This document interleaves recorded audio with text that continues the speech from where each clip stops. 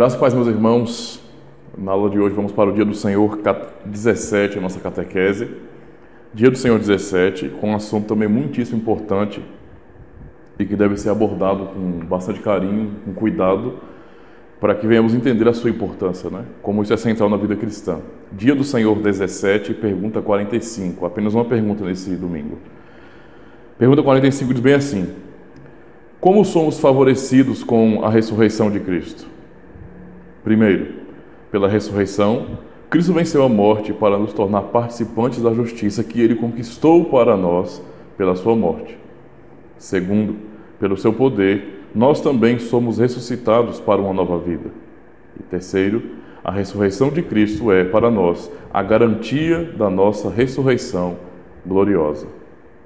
Então, nós temos alguns versículos, alguns textos da Escritura para estarmos observando, que são muitíssimo importantes, mas aqui nós já conseguimos compreender um pouquinho da estrutura do catecismo em nos conduzir, não é, na obra de Cristo. Vocês podem perceber que, embora seja um material feito para ser analisado e aplicado pastoralmente na comunidade, tanto nas pregações bem pastorais, como no aconselhamento, na catequese geral, na catequese pessoal em casa dos pais com relação aos filhos, ainda assim o catecismo, apesar de ser tão básico, tão pastoral, ele expõe, não é, de maneira bastante organizada esses temas da Escritura. E quando trata da obra de Cristo, né, a nossa salvação, na verdade, tratando de Pai, Filho e Espírito Santo, mas abordando especialmente a obra de Cristo, ele é bem detalhista, não é? É bem detalhista nisso e faz perguntas realmente que são necessárias para o desenvolvimento da compreensão da pessoa do Senhor Jesus Cristo, da sua obra e de como nós somos beneficiados com isso. São assuntos, embora simples, não é? Mas que, se você for perguntar para boa parte dos cristãos que você conhece, que não tem acesso a materiais assim ou não estudam, não é, uma teologia um pouco mais sólida e histórica, gaguejam, não tem tanta convicção do significado dessas coisas, e o seu significado para nós é importante, não é? Porque nós cremos, a nossa fé, esse dom que Deus nos dá, não é? Esse dom soberano da graça de Deus, é para confiar na revelação, isto é, nas informações que Deus dá de si mesmo. Então, isso aqui é importante para nós, demais. E o assunto aqui, já que nós aprendemos, não é, nessa parte do credo apostólico, na exposição do credo apostólico, até a pergunta 44, onde fala sobre descer ao inferno, não é? Nós aprendemos já na aula passada. Agora, em continuação à estrutura do credo apostólico, não é, vamos falar sobre a sua ressurreição. E a pergunta é pastoral, não é? Como somos favorecidos com a ressurreição de Cristo? Então perceba que a ressurreição é tratada no catecismo como algo pessoal, não é? É um catecismo para a igreja, então não é abordado de uma maneira sistemática, como uma teologia sistemática, não é, com o fim de tentar esgotar ao máximo cada sentido de cada palavra, de cada termo. O objetivo é uma aplicação pastoral. Por isso a pergunta: como somos favorecidos com a ressurreição de Cristo? Porque, embora estudemos e devemos estudar, não é, a Escritura, não é, e teologia sistemática, ainda assim a coisa mais importante e a maior riqueza é o benefício que isso traz para nós como igreja, porque a obra foi por nós, não é? Nós somos o alvo dessa obra de Cristo. Percebe? Então todo o seu sofrimento, que nós já estamos na aula passada, toda a humilhação, não é? O ser levantado como um maldito no madeiro em nosso lugar, nos substituindo, bem como a sua ressurreição, tudo foi pelo bem da sua noiva, pelo bem da sua igreja. E é por isso que a coisa mais importante do que tentar esgotar todo o conhecimento lógico, teológico sobre isso, não é? É justamente isso que está no catecismo. É por isso que eu aprendi a amar esse catecismo, não é? Desde quando eu recebi para começar a estudar, eu realmente estudei, e a cada domingo, a cada pergunta e resposta, eu ficava maravilhado por causa disso, não é? Por causa do seu conteúdo tão pastoral, tão preocupado, não é, com a compreensão e edificação da igreja. Então isso é um material tão rico, não é, na sua simplicidade, que edifica a teólogos, edifica a pastores, edifica a membros da comunidade, as crianças, os jovens. Então, indo aqui para pensar um pouco na resposta sobre a ressurreição. A ressurreição é um tema muitíssimo importante e não é um tema secundário na Escritura, na fé cristã, é um tema central, absolutamente central, não é? tão importante que sem, não é, a verdade da ressurreição, ou então de nossa parte, o negar ou não crer na ressurreição, acabou, não é? Acabou. Não existe fé, não existe salvação. Sem a ressurreição, a igreja não é nada. Não é? Sem a ressurreição, é como se a história da igreja tivesse começado no Éden, não é? Quando Deus a prometeu ao casal, não é? O proto-evangelho, e ali a igreja foi de uma maneira ainda mais familiar, em umas poucas famílias, começar com a família de Adão, e as famílias proliferando, e uma família fiel, um remanescente fiel sempre permanecendo na terra, e levando à frente as promessas de Deus, os patriarcas, depois Israel como povo organizado, não é? E assim por diante, desde o começo até aqui, até o dia da morte de Cristo. Se Cristo não tivesse ressuscitado, se nós não crermos nisso, então significa dizer que a igreja durou de Adão até o dia que Cristo morreu.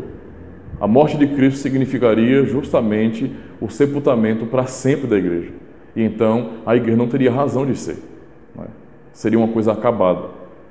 Percebe? Sem nenhum objetivo. Sem nenhuma esperança. Não é? Por isso que o tema da ressurreição é tão importante para nós. Tão importante.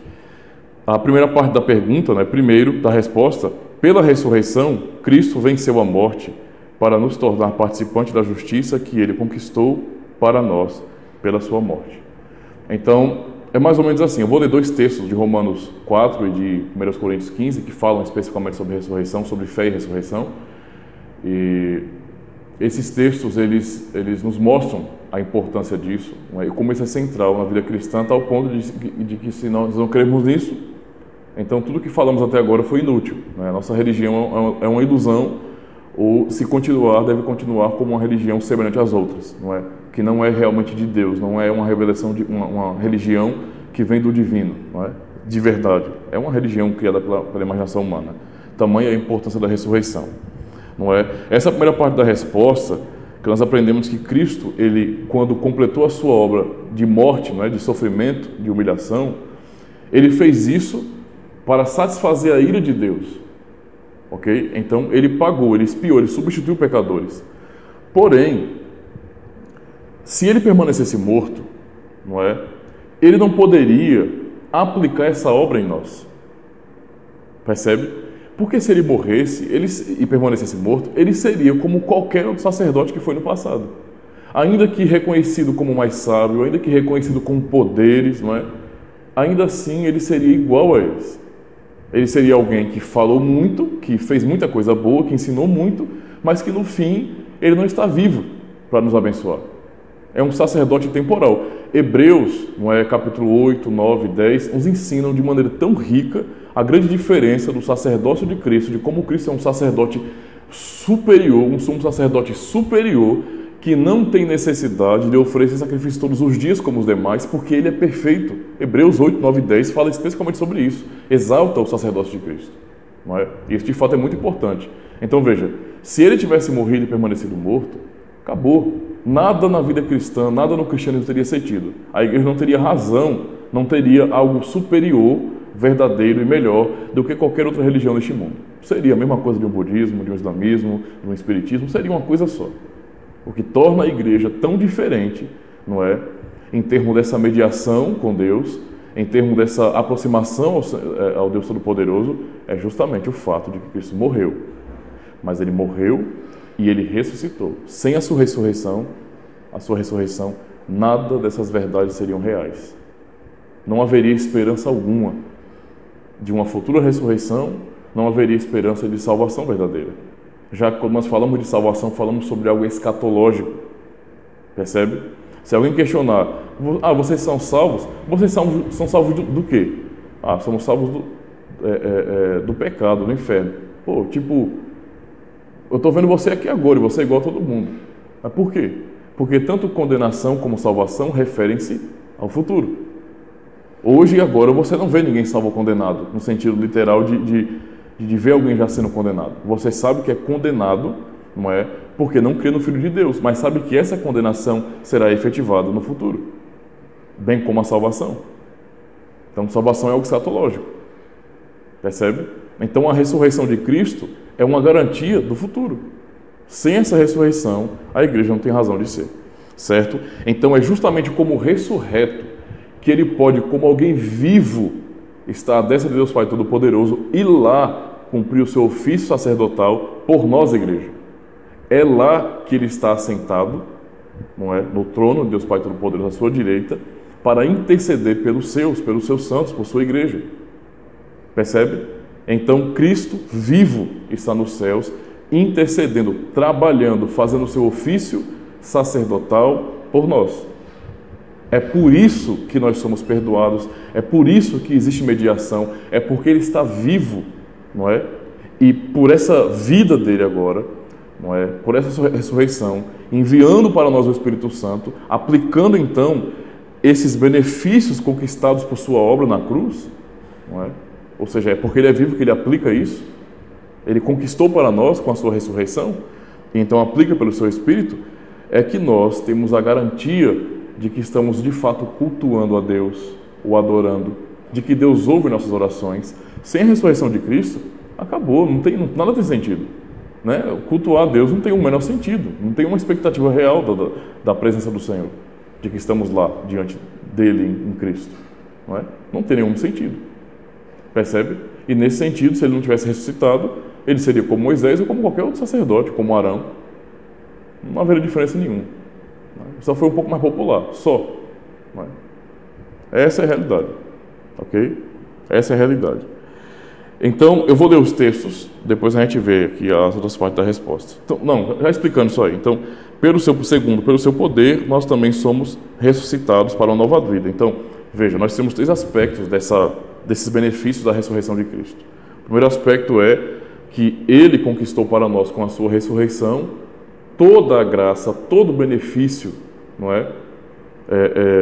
Que é fruto do seu trabalho na cruz, não é? Na humilhação. Segundo, pelo seu poder, nós também somos ressuscitados. Cristo ressuscitou para uma nova vida, nesse sentido, não é? Assim, nele, por causa do seu poder, nós também somos feitos nova criatura. Por isso nós falamos que nós somos nova criatura, nova criação. Não é? Segundo os Coríntios 5,17. Portanto, se alguém está em Cristo, nova criatura é. As coisas velhas já passaram, eis que tudo se fez novo. Não é? Tudo se fez novo em Cristo.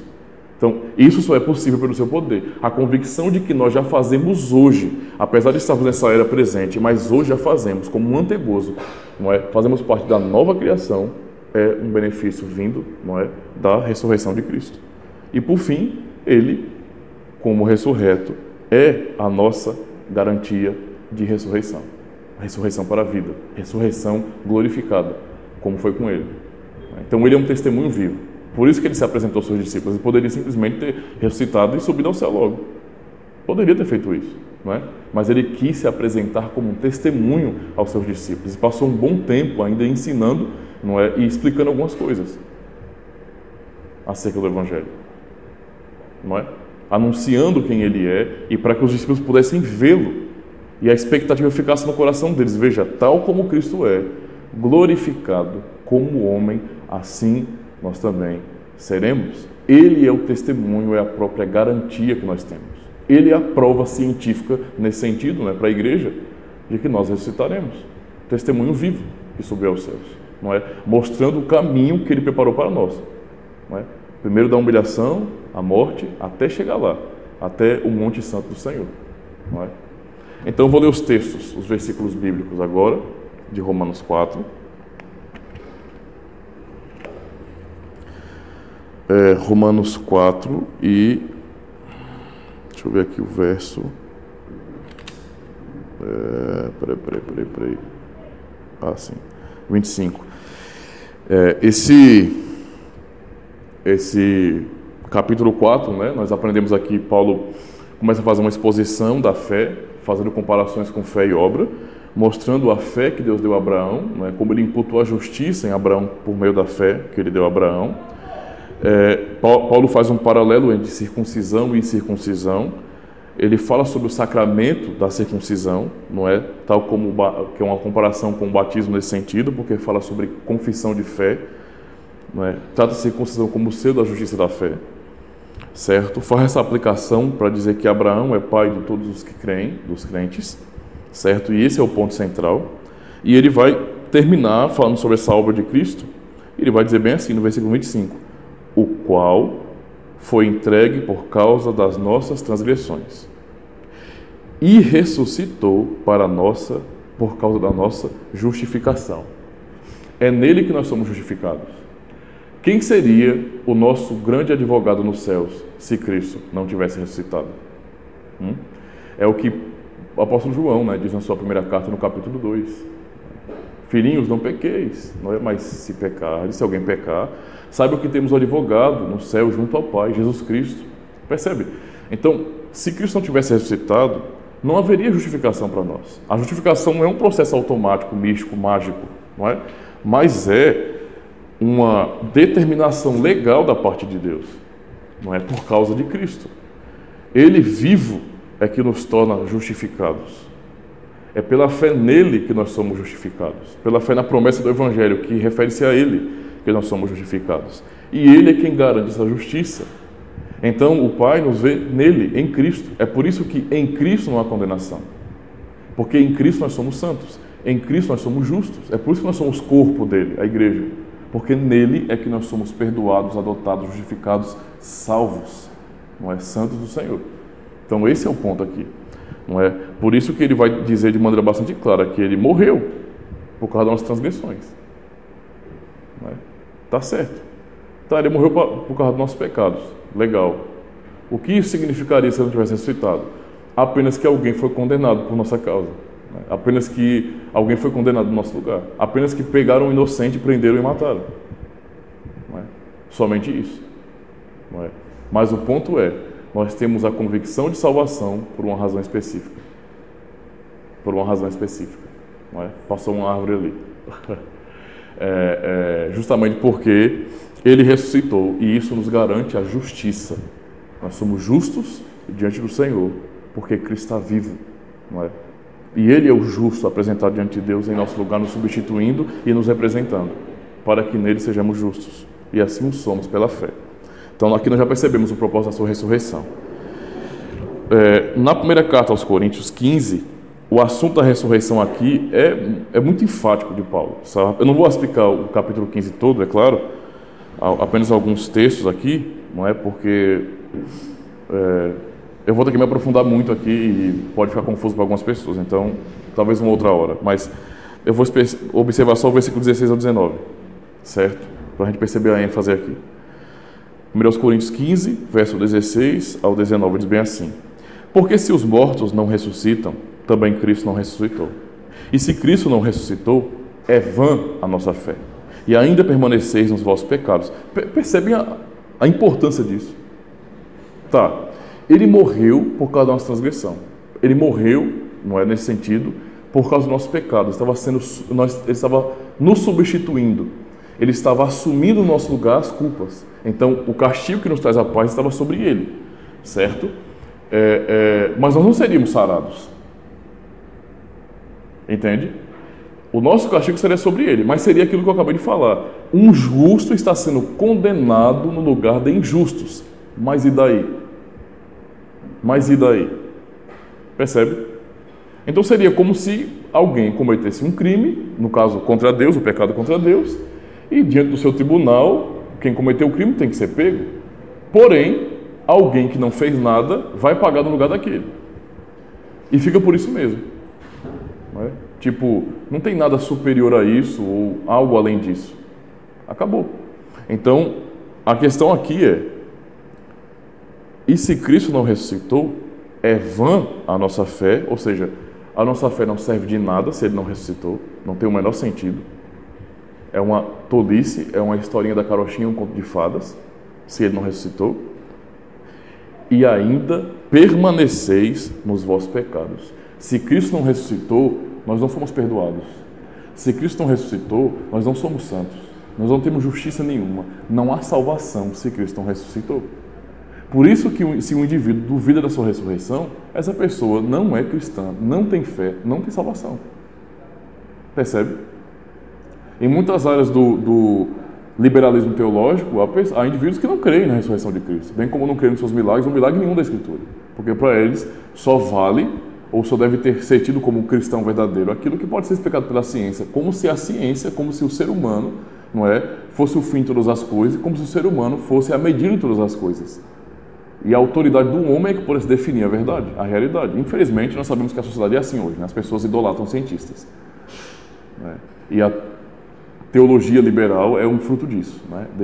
Dessa idolatria científica, dessa idolatria da razão humana. Certo? Mas o ponto é, se ele não ressuscitou, nem perdoado fomos. A sua morte foi inútil no que diz respeito a fazer alguma coisa eficaz e benéfica para nós. Nós apenas fomos substituídos temporariamente, no sentido de que a nossa culpa estava sobre ele. Mas no fim de tudo, teremos que pagar pelo nosso pecado. Entendeu? Teremos que pagar pelo nosso pecado. Porque se ele não ressuscitou, não há perdão. Porque não há sacerdócio. Se ele não ressuscitou, não existe ninguém como nós, um ser humano, nos representando diante de Deus. Como um sacerdote recebendo por nós. Não tem. Então, verdadeiramente, isso é tão importante para nós. Né? Por isso que essa ênfase de Paulo aqui. E versículo 18, e ainda mais, os que dormiram em Cristo pereceram. Se ele não ressuscitou, então, até agora, todos aqueles cristãos que morreram crendo no Evangelho, não é? Eles não foram salvos. Eles não estão com Cristo na glória, porque Cristo nem na glória está. Ele morreu e ficou morto. Eles pereceram. Eles foram condenados. Se Cristo não ressuscitou, estão todos no Hades, junto com o rico, da parábola de rico e Lázaro. Não há esperança nenhuma se ele não ressuscitou. Por isso é importante, tão importante o tema da ressurreição dele. Se a nossa esperança em Cristo se limita apenas a esta vida, somos os mais infelizes de todos os homens. Então, dessa primeira parte aqui é o que conclui esse princípio da ressurreição de Cristo. Isso nos mostra a importância, irmãos. Por isso, não é que nós devemos nos apegar a essa verdade. Toda a garantia que nós temos é por causa de Cristo. Então, dá para perceber, né? Porque o nosso catecismo, na pergunta 45, e resposta, diz justamente isso. Primeiro, que pela ressurreição, Cristo venceu a morte, para nos tornar participantes da justiça, que Ele conquistou para nós, pela sua morte. Então, Ele fez uma obra, conquistou essa obra, e depois, como vitorioso sobre a morte, pode aplicar essa obra, e é o que Ele faz. É a sua intercessão que tem de fato nos garantido.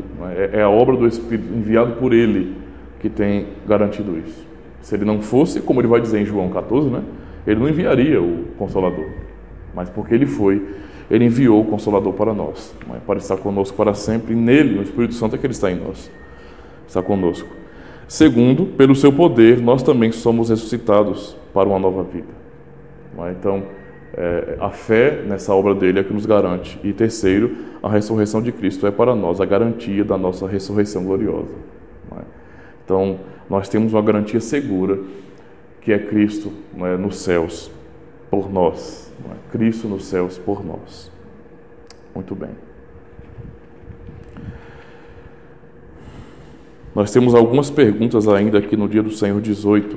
Eu vou adiantar. Já fiz um trabalho um pouco mais sólido com a pergunta 45 do Dia do Senhor 17. E agora, partindo para o Dia do Senhor 18, nós temos algumas perguntas, temos 4 perguntas, que referem-se ainda a subida de Cristo aos céus, depois da ressurreição. E aí está mais relacionado e agora vai ser mais fácil de entender, certo?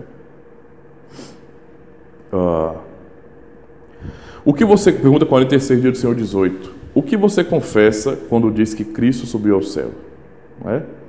Que Cristo, à vista dos seus discípulos, foi levado da terra ao céu e que lá está para o nosso benefício, até que venha novamente para julgar os vivos e os mortos.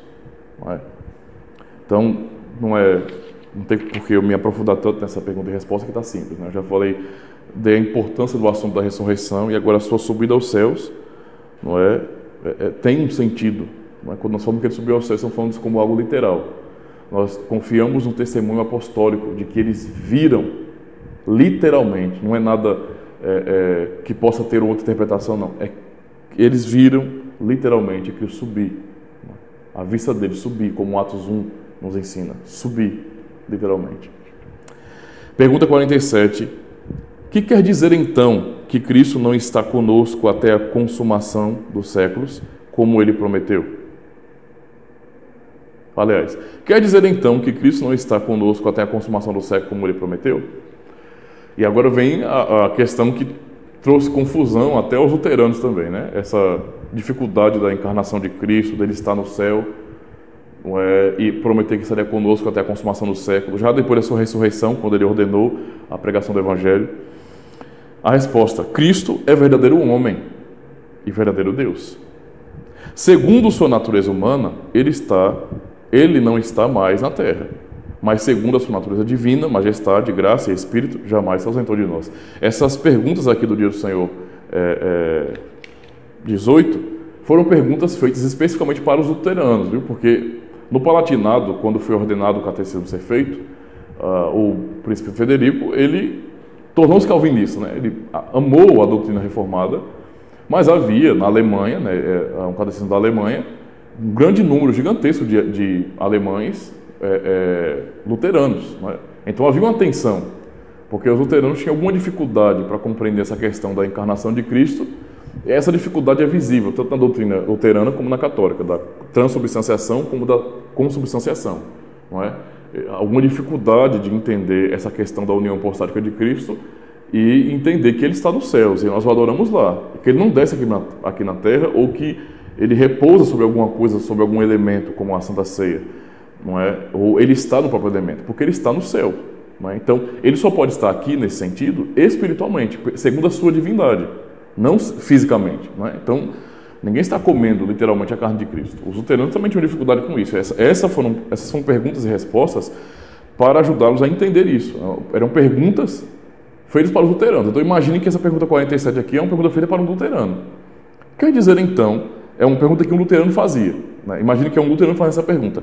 Quer dizer então que Cristo não está conosco até a consumação dos séculos, conforme ele prometeu? E aí a resposta: Cristo é verdadeiro homem e verdadeiro Deus. Não esqueça disso.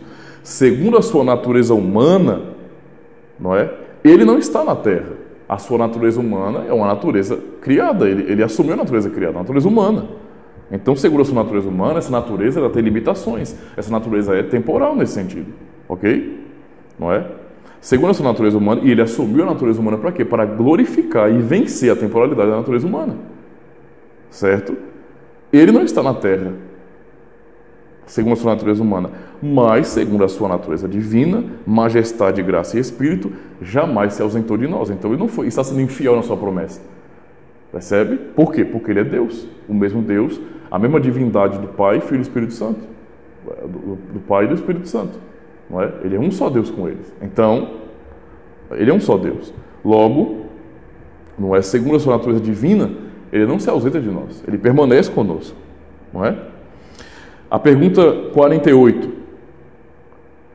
Mas se a natureza humana não estiver presente, olha, mais uma vez pergunta de um luterano, mas se a natureza humana não estiver presente, onde quer que a natureza divina esteja, não estariam as duas naturezas de Cristo separadas uma da outra?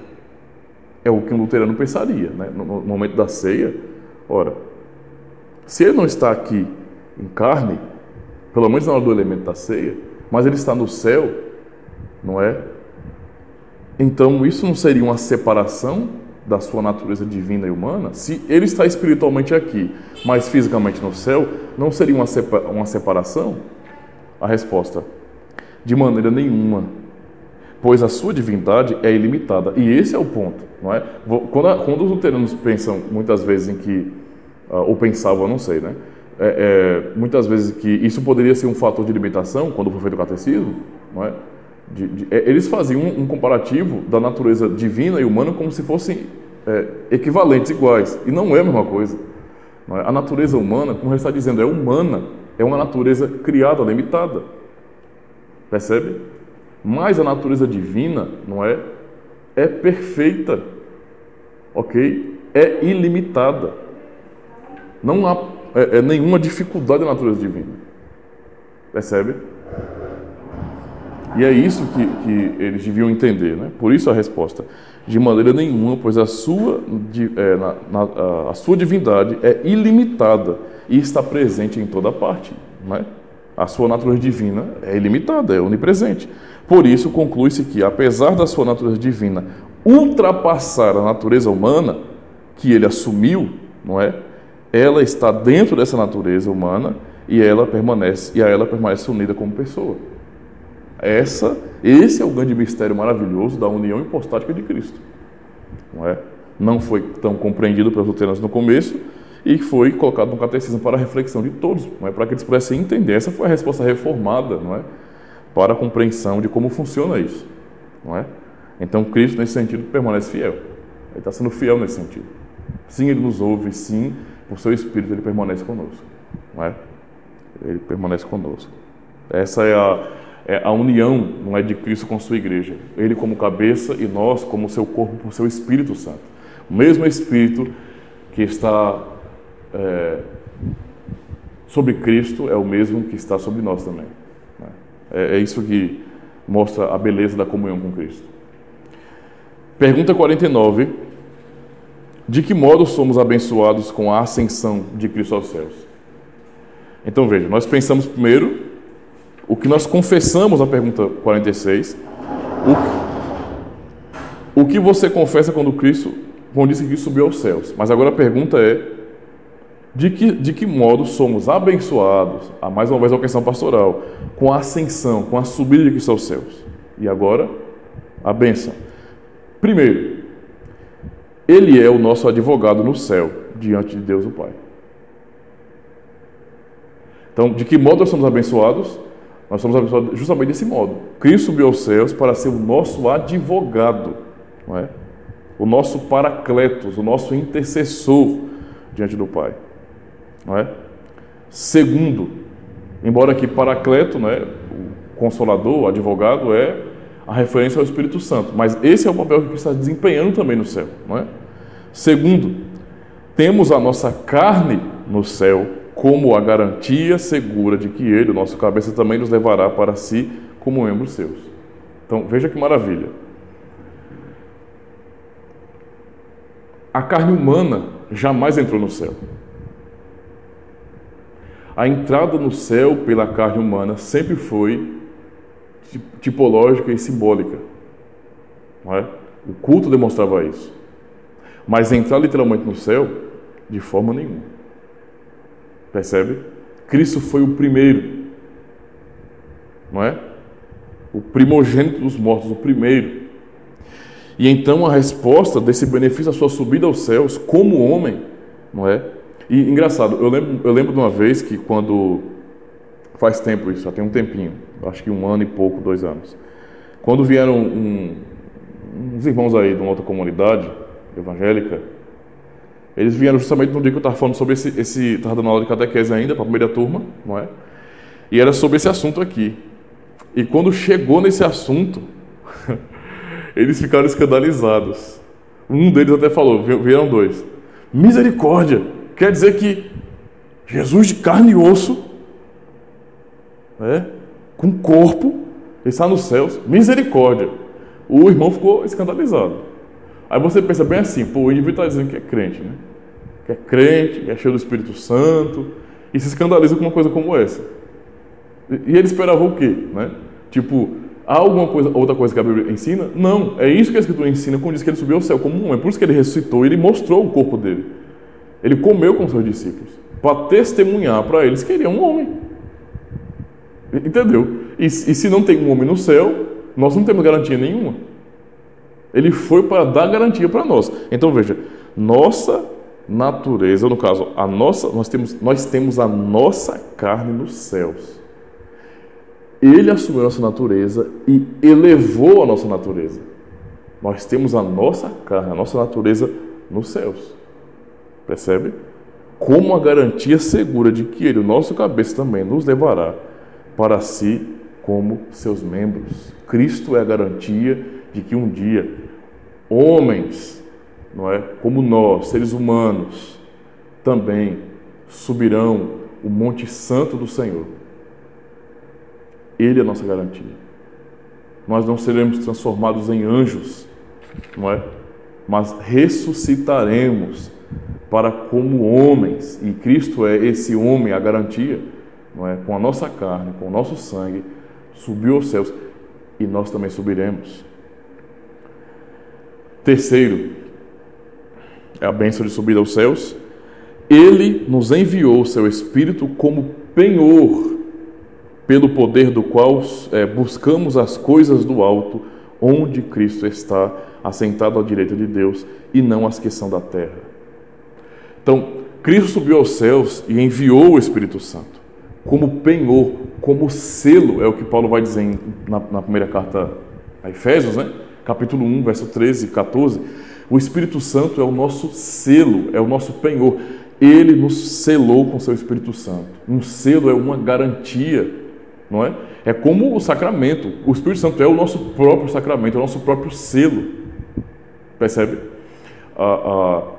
E tal como os sacramentos, não é? Selam alguma coisa, garantem alguma coisa, garantem que Deus é fiel à sua promessa e que Ele preserva o remanescente fiel e que Ele apresenta isso visivelmente.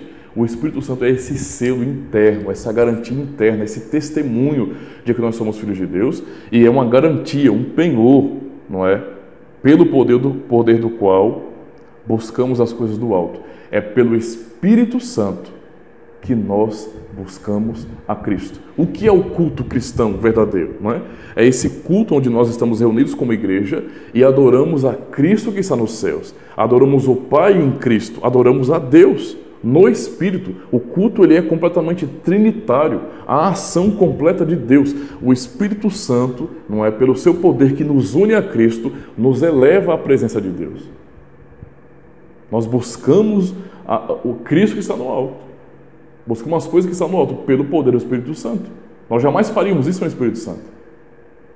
A subida de Cristo aos céus nos garantiu isso. É por isso que nós cultuamos, é por isso que tem sentido o culto cristão. É por isso que nós podemos ter a convicção de que, de fato, estamos adorando aquele que está nas alturas. Não é? Essa é a grande realidade, irmãos. Onde Cristo está assentado à direita de Deus, e não as que são da terra. É somente por Ele, porque Ele enviou o seu Espírito Santo, não é por sua subida aos céus, que a igreja é o que é, que a igreja permanece como está, que a igreja prossegue no seu caminho. Essa é a nossa grande garantia. Amém? Então eu vou encerrar por aqui. Foram um tempo bom de aula, de 2 domingos, né? Dia do Senhor 17, dia do Senhor 18. O dia do Senhor 19 continua também ainda no assunto de Cristo no céu, não é? E fala sobre a promessa da sua volta, certo? Mas vou deixar isso para outra aula. Encerramos por aqui, então.